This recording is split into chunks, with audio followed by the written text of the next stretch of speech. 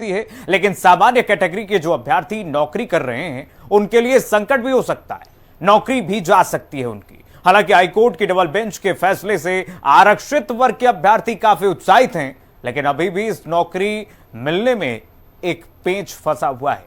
देखिए हमारी special report.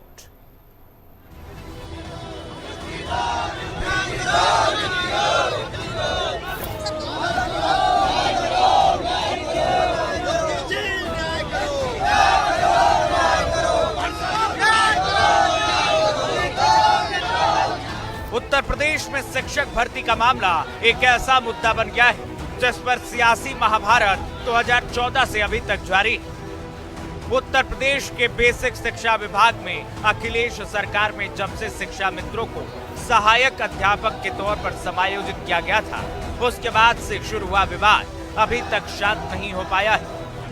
कभी कोर्ट कचहरी तो कभी सरकारी अधिकारियों की दहलीज पर शिक्षक भर्ती का मुद्दा दर दर की ठोकरें खा रहा है, लेकिन आज तक इस विवाद का निपटारा नहीं हो पाया।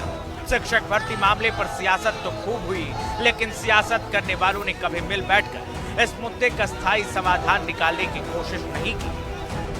कोर्ट कचहरी और सरकारी अधिकारियों के बीच झूलती शिक्षक भर्ती की फाइलों पर आज तक कोई फाइनल फैसला नहीं हो पाया है। शिक्षक भर्ती का मामला एक ऐसा मामला बन चुका है जो कभी आरक्षित वर्ग के अभ्यर्थियों पर भारी पड़ता है तो कभी अनारक्षित वर्ग के लिए संकट लेकर आता है। 69,000 शिक्षक भर्ती में अभी तक जो भर्तियां हुई हैं, उसमें आरक्षित वर्ग के अभ्यर्थी आरोप लगा रहे थे कि उनका हक छीना गया है, लेकिन अब लखनऊ हाई कोर्ट की डबल बेंच का जो फैसला आया है, उससे अनारक्षित वर्ग के सेलेक्ट हुए अभ्यर्थियों की नौकरी भी जा सकती है। मतलब उत्तर प्रदेश में 69,000 शिक्षक भर्ती का मुद्दा ऐसा है जो कभी एक पक्ष पर भारी पड़ता है तो कभी दूसरे पक्ष पर भारी पड़ जाता है।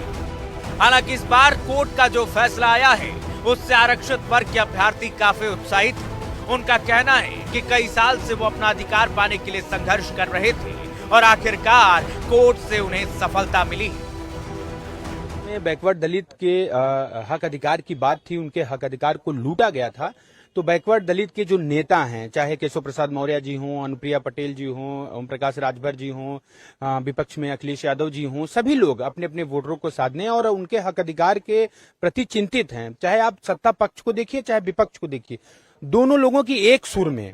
योगी आदित्यनाथ जी का भी बयान नहीं है, लेकिन केशव प्रसाद मौर्य जी का, अखिलेश जी का, सबके बयान में यही है कि इस फैसले का स्वागत करते हैं। पिछड़े दलितों को जो ये लोग लगातार संघर्ष कर रहे हैं अभ्यर्थी, इनको न्याय मिलना चाहिए। अब जो है बहुत अंधेरा हमारे जीवन में हो गया है, उसका सवेरा होना चाहिए।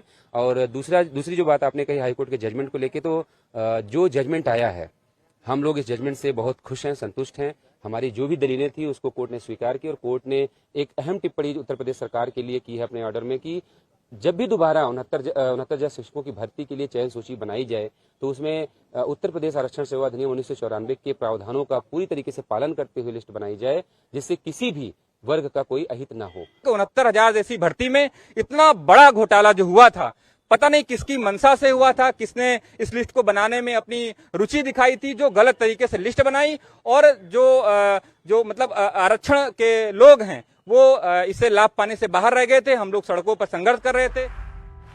69,000 शिक्षक भर्ती को लेकर आरक्षित वर्ग के अभ्यर्थी बीते कई साल से संघर्ष कर रहे थे। पिछले साल भयंकर ठंड में शिक्षक भर्ती के अभ्यर्थी धरना प्रदर्शन करते रहे। लखनऊ के इको गार्डन में 500 दिन से ज्यादा तक हड़ताल चली। कई बार बेसिक शिक्षा मंत्री संदीप सिंह के आवास का घेराव किया गया। इतना ही नहीं, बेसिक शिक्षा मंत्री के साथ साथ और भी कई दलित और पिछड़े वर्ग से आने वाले मंत्रियों के आवास घेरे, लेकिन बात नहीं बनी। इसके बाद शिक्षक भर्ती के अभ्यर्थियों ने मुख्यमंत्री आवास का भी घेराव किया, लेकिन समस्या का समाधान नहीं हुआ।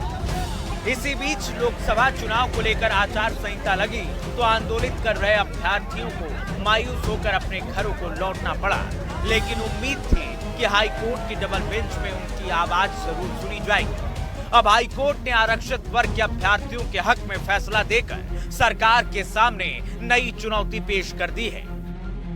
69,000 शिक्षक भर्ती की मेरिट लिस्ट रद्द हुआ। 19,000 सीटों पर आरक्षण घोटाला हुआ। नए सिरे से रिजल्ट जारी करने के कोर्ट ने दिए आदेश। 3 महीने में नई सूची जारी करनी होगी। बेसिक शिक्षा विभाग नई सूची बनाएगा। आरक्षण नियमावली 1981 का पालन होगा। आरक्षण नियमावली 1994 का पालन होगा। नए सिरे से सहायक शिक्षकों की भर्ती होगी। कोर्ट के फैसले से आरक्षित वर्ग के अभ्यर्थी तो काफी खुश हैं, लेकिन सबसे बड़ा सवाल उन अभ्यर्थियों का है जो सामान्य कोटे से आते हैं। कोर्ट का फैसला आरक्षित वर्ग के लिए तो खुशियां लेकर आया, लेकिन सामान्य वर्ग के जो अभ्यर्थी बीते 4 सालों से नौकरी कर रहे हैं, उनके सामने अब नौकरी जाने का संकट खड़ा हो चुका है। 2020 में शिक्षकों का चयन हुआ था। बीते 4 साल से नौकरी कर रहे हैं सामान्य वर्ग के अभ्यर्थी। कोर्ट के आदेश से नौकरी पर संकट। नई भर्तियां हुई तो पुरानों का क्या होगा? क्या नौकरी करने वाले फिर बेरोजगार हो जाएंगे? शुक्रवार को जब से लखनऊ की डबल बेंच का फैसला आया है, उसके बाद से अब वो शिक्षक परेशान हैं जो बीते 4 साल से नौकरी कर रहे हैं। 69,000 शिक्षक भर्ती में जो अभ्यर्थी चयनित हैं और स्कूलों में पढ़ा रहे हैं, वो अब अपनी नौकरी खो भी सकते हैं। हाई कोर्ट ने माना है कि भर्ती में आरक्षण का घोटाला हुआ है और नए सिरे से भर्ती की जाएगी। मतलब अगर नए सिरे से भर्तियां होंगी तो पुरानी वाली भर्तियों को रद्द करना होगा। अब नए सिरे से पूरी भर्ती होगी तो पहले से नौकरी पाए कुछ शिक्षकों की छटनी भी तय है। अब ऐसे में सरकार को काफी सूझबूझ और संवेदनशीलता के साथ काम करना होगा। हालांकि अभी सरकार के पास एक विकल्प बचा हुआ है। सुप्रीम कोर्ट में अपील कर सकती है प्रदेश की सरकार। नौकरी पाए अभ्यर्थी सुप्रीम कोर्ट जा सकते हैं। नौकरी बचाए रखने की गुहार लगा सकते हैं। हाई कोर्ट का फैसला स्टे हुआ तो नौकरी बच जाएगी। हाई कोर्ट का फैसला बरकरार रहा तो नौकरी खतरे में हो जाएगी। हालांकि लखनऊ हाई कोर्ट ने अपने फैसले में कहा है कि अगर नई मेरिट लिस्ट बनाते समय मौजूदा शिक्षकों की नौकरी जाती है तो उन्हें शैक्षिक सत्र तक सेवाओं में रख सकते हैं। मतलब वो 2024-25 तक स्कूल में पढ़ा सकते हैं। लेकिन सवाल है कि उसके बाद आखिर क्या होगा? योगी सरकार के पास अब सुप्रीम कोर्ट जाने का ही विकल्प बचा हुआ। फिलहाल अब सब कुछ सुप्रीम कोर्ट के फैसले पर निर्भर करेगा कि वो लखनऊ हाई कोर्ट के डबल बेंच के फैसले की किस तरह से समीक्षा करती है। नौकरी कर रहे शिक्षकों को उम्मीद है कि उनकी नौकरी बची रहेगी और आरक्षित वर्ग के अभ्यर्थियों को उम्मीद है कि उन्हें भी शिक्षक बनने का मौका मिलेगा। अब फैसला सरकार को करना है कि वो किस तरह से शिक्षक भर्ती मामले को सुलझाती है। ब्यूरो रिपोर्ट, हिंदी खबर। जी हाँ, 69,000 शिक्षक भर्ती को लेकर सियासी शोर तो आपने सुना है, लेकिन क्या आपको यह पता है कि शिक्षक भर्ती के विवाद की जड़ें कहां पर हैं? आज के 10 साल पहले एक फैसला लिया जाता है तो शायद शिक्षक भर्ती पर शुरू हुआ विवाद इतना तूल नहीं पकड़ता। 10 साल पहले अगर एक फैसला नहीं हुआ होता तो 4 साल तक शिक्षक भर्ती को लेकर चला सियासी संघर्ष भी नहीं होता। पेश है खास रिपोर्ट।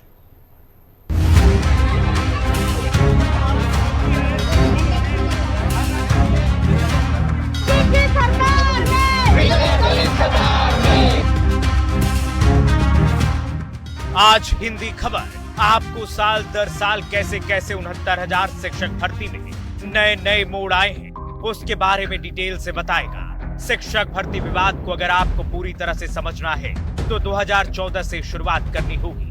आज के 10 साल पहले शिक्षक भर्ती विवाद की नींव पड़ी थी। उत्तर प्रदेश में अखिलेश यादव की सरकार थी और प्रदेश के बेसिक शिक्षा विभाग में बड़े पैमाने पर भर्तियां होनी थी। तभी अखिलेश सरकार ने एक ऐसा फैसला लिया जिसके बाद शुरू हुआ विवाद आज तक शांत नहीं हो पाया। योगी सरकार भी शिक्षक भर्ती विवाद को सुलझाने में सफल नहीं हो पाई।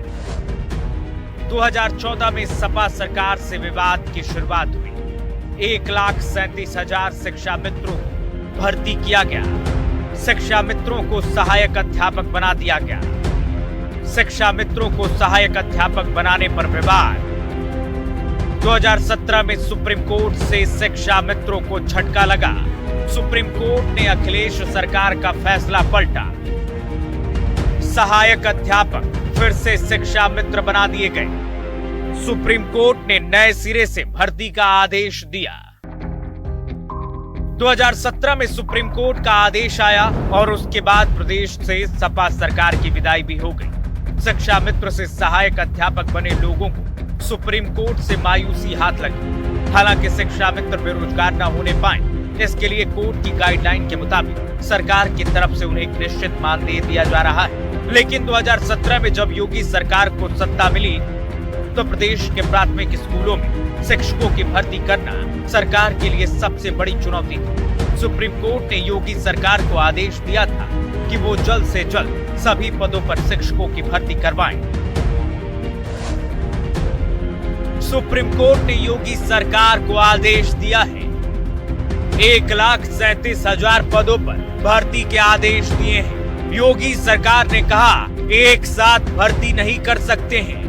योगी सरकार ने 2 चरणों में भर्ती का भरोसा दिलाया। 2018 में पहले चरण में 68,500 पदों पर भर्ती हुई। दूसरे चरण में 69,000 शिक्षकों की भर्ती की गई। 69,000 शिक्षक भर्ती पर विवाद शुरू हो गया। पहले चरण की भर्ती तो बिना किसी विवाद के पूरी हो गई, लेकिन जब दूसरे चरण की भर्ती का नंबर आया तो आरक्षण में धांधली के विवाद ने ऐसा तूल पकड़ा जो अभी तक सुलझ नहीं पाया है।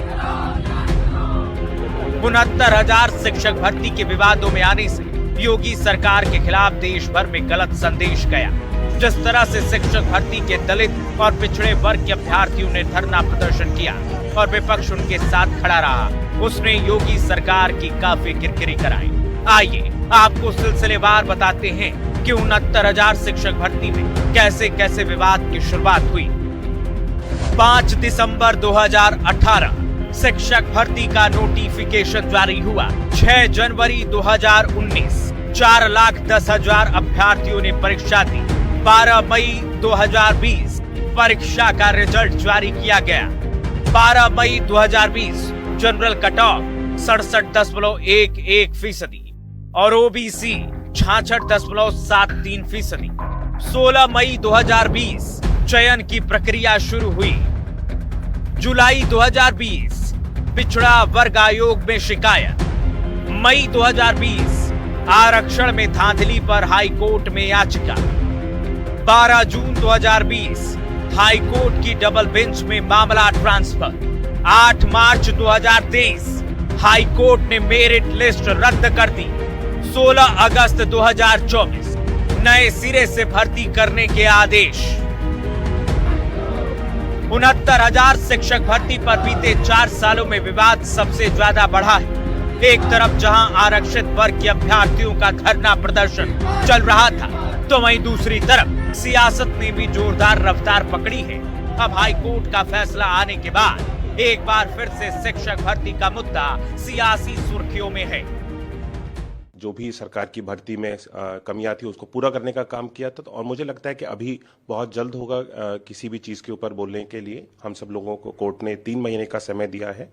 हम सब लोग दोबारा से पुनः इन सारी चीज़ों के ऊपर कार्य करेंगे, और मैं ये विश्वास दिलाना चाहता हूँ कि किसी भी व्यक्ति के, किसी भी युवा के भविष्य के साथ हम कोई खिलवाड़ नहीं होने देंगे। हर एक युवा के भविष्य को हम सब लोग सुरक्षित रखने का काम करेंगे। मैं पहला नेता हूँ कि मैं चिट्ठी लिखता था, जगह जगह बात करता था, चाहे प्रदेश अध्यक्ष से बात हो, महामंत्री से बात हो, राष्ट्रीय अध्यक्ष से बात हो, चाहे गृह मंत्री से बात हो, मुख्यमंत्री से बात हो, मैंने चिट्ठी लिखा खुद अपने हाथों से।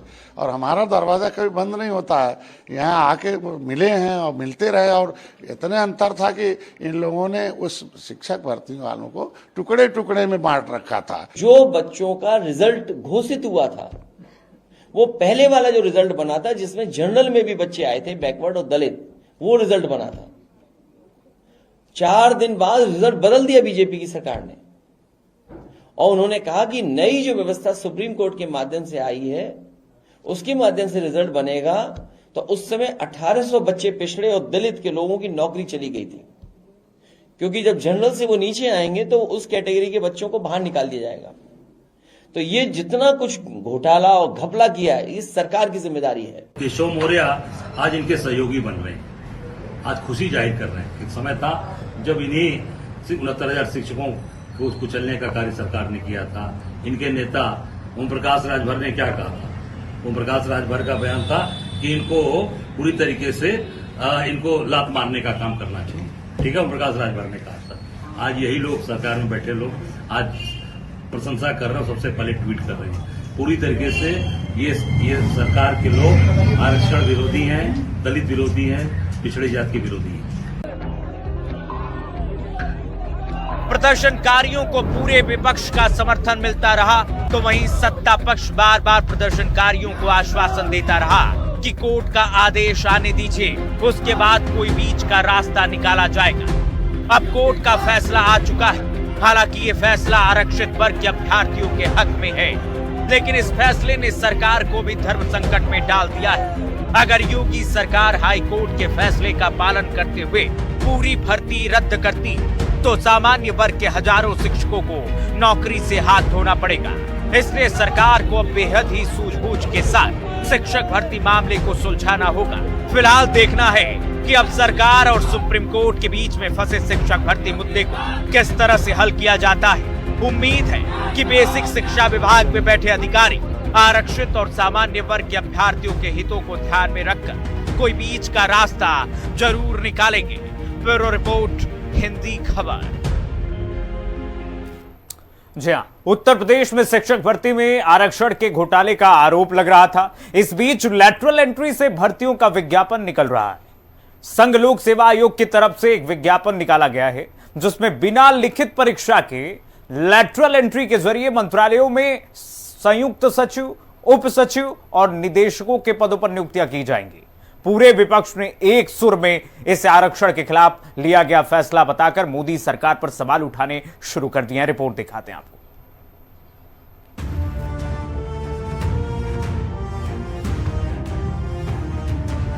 सारे के सारे वाइस चांसलर्स, एजुकेशन सिस्टम को बीजेपी के लोगों ने, उनके पेरेंट ऑर्गेनाइजेशन ने कैप्चर कर रखा। संघ लोक सेवा आयोग की लैटरल एंट्री पर सियासी लड़ाई जोरदार तरीके से शुरू हो गई है। सरकार कहती है कि ब्यूरोक्रेसी में सीधी भर्ती से विकास कार्यों में गति आएगी, लेकिन विपक्ष का तर्क है कि इस तरह के फैसले बताते हैं कि सरकार की मति ठीक नहीं है। मोदी सरकार ने संघ लोक सेवा आयोग के जरिए केंद्र के अलग अलग विभागों में करीब 45 पदों पर भर्तियां निकाली हैं। बिना लिखित परीक्षा के होने वाली इन भर्तियों पर सियासी घमासान शुरू हो गया है। विपक्ष ने एक सुर में लैटरल एंट्री से होने वाली भर्तियों को लेकर सरकार की मंशा पर सवाल उठाने शुरू कर दिए हैं। राहुल, अखिलेश से लेकर मायावती और तेजस्वी यादव ने लैटरल एंट्री को गलत बताया है और भर्ती के खिलाफ विपक्ष ने मोर्चा खोल दिया है। राहुल गांधी ने कहा कि आरक्षण छीना जा रहा है। अखिलेश यादव ने कहा कि बीजेपी अपने लोगों को बैठाना चाहती है। वहीं मायावती ने भी इसका विरोध करते हुए कहा कि यह संविधान का उल्लंघन है। तेजस्वी यादव ने बीजेपी को आड़े हाथों लेते हुए कहा कि आरक्षण के साथ खिलवाड़ हो रहा है। मोदी सरकार एक बार पहले भी लैटरल एंट्री से कई विभागों में भर्तियां कर चुकी है और अब फिर से 45 पदों पर भर्तियों के लिए विज्ञापन निकाला गया है। लेकिन इस बार विपक्ष ने एक सुर में आवाज उठाकर लैटरल एंट्री के खिलाफ साझा लड़ाई छेड़ दी। विपक्ष ने लैटरल एंट्री से होने वाली भर्तियों में घपले का आरोप लगाकर सरकार से कई सवाल पूछे हैं। नीतीश कुमार जी हों या चिराग पासवान जी हों या आरएलडी के नेता हों जयंत चौधरी जी या चंद्रबाबू नायडू, ये सब आरक्षण की वकालत करते रहे और इनके सामने आरक्षण खत्म किया जा रहा है। भाई लैटरल एंट्री कहां से आपको सपना आ गया? कैसे आप ये व्यवस्था लेके आ गए? आप इस देश के अंदर जो पिछड़ों को, दलितों को, आदिवासियों को सरकारी नौकरियों में अधिकार मिला है, उसको आप एक नया नया फॉर्मूला लागू करके खत्म करते हैं, तो ये ठीक नहीं है। जो संविधान सम्मत आरक्षण है सरकारी नौकरियों में, यूपीएससी आप देते हैं तो पूरा एक आरक्षण की एक सुविधाएं हैं एससी, एसटी, ओबीसी सबके लिए, तो वो सुविधाएं आप नकार के लैटरल एंट्री या डायरेक्ट एंट्री कर रहे हैं। पिछले दरवाजे से आप एक तरह से आरक्षण को खत्म कर रहे हैं और संविधान के साथ खिलवाड़ कर रहे हैं। तो जो राहुल गांधी लगातार कहते आए हैं कि 90 सचिवों में से सिर्फ 3 ओबीसी हैं या रिजर्व कैटेगरी के हैं, तो उनकी बात सही थी। और जो हम लगातार चुनाव में भी उठा रहे थे कि साहब ये संविधान बदल देंगे, तो देखिए शुरुआत तो ऐसे ही होती है, बैकडोर से संविधान बदलना शुरू कर दिया है। लैटरल एंट्री के जरिए सरकार 3 साल के लिए भर्तियां निकालती है और परफॉर्मेंस ठीक रहने पर कॉन्ट्रैक्ट को 5 साल के लिए बढ़ा दिया जाता है। लेकिन विपक्ष का आरोप यह है कि लैटरल एंट्री में आरक्षण नियमों का पालन नहीं किया जाता है। सरकार की तरफ से चुनिंदा लोगों को चिन्हित करके उन्हें चयनित कर लिया जाता है। आइए आपको बताते हैं कि आखिर लैटरल एंट्री क्या है। लैटरल एंट्री का मतलब सीधी भर्ती है। 2018 में लैटरल एंट्री की शुरुआत हुई। सिर्फ इंटरव्यू से नियुक्ति मिल जाती है। सरकारी विभागों में तैनाती मिलती है। 2018 में 9 पदों पर नियुक्तियां की गई। निजी क्षेत्र के लोगों का चयन हुआ था। दरअसल लैटरल एंट्री के जरिए जिन लोगों की भर्तियां हो रही हैं, वो यूपीएससी के माध्यम से की जा रही हैं। संघ लोक सेवा आयोग देश की सबसे बड़ी परीक्षा कराता है और संघ लोक सेवा आयोग के जरिए चयनित लोग ही देश की प्रशासनिक व्यवस्था संभालते हैं। लैटरल एंट्री से परीक्षा नहीं होगी और विपक्ष का आरोप है कि सरकार अपने मनपसंद लोगों को सेलेक्ट कर लेगी। 45 पदों पर भर्तियां निकाली गई हैं। केंद्र सरकार के विभागों में भर्ती होनी है। संयुक्त सचिव और उप सचिव भर्ती होने हैं। निदेशकों की नियुक्तियां की जा रही हैं। बिना परीक्षा के उच्च पदों पर भर्तियां होंगी। सिर्फ इंटरव्यू के जरिए भर्तियां की जाएंगी। सामान्य तौर पर संघ लोक सेवा आयोग में जो चयन होते हैं वो 3 चरणों में होते हैं। पहले प्रारंभिक परीक्षा, फिर मुख्य परीक्षा और फिर इंटरव्यू लिया जाता है। लेकिन लैटरल एंट्री के जरिए जो भर्तियां होंगी उसमें शुरुआत के 2 चरणों को छोड़ दिया गया है। मतलब इंटरव्यू में जो पास हो जाएगा उसकी नौकरी पक्की है। हालांकि लैटरल एंट्री के जरिए होने वाली नियुक्तियों में समय कम लगेगा, लेकिन विपक्ष को लैटरल एंट्री रास नहीं आ रही है। सरकार एक तरफ जहां लैटरल एंट्री पर आगे बढ़ रही है, तो वहीं विपक्ष ने एकजुट होकर लैटरल एंट्री के खिलाफ जंग छेड़ दी। फिलहाल संघ लोक सेवा आयोग ने 45 पदों पर लैटरल एंट्री के जरिए आवेदन मांगे हैं। अब देखना है कि ये भर्तियां होती हैं या फिर विपक्ष ने जो मोर्चा खोला है उसका कोई असर देखने को मिलेगा। ब्यूरो रिपोर्ट, हिंदी खबर।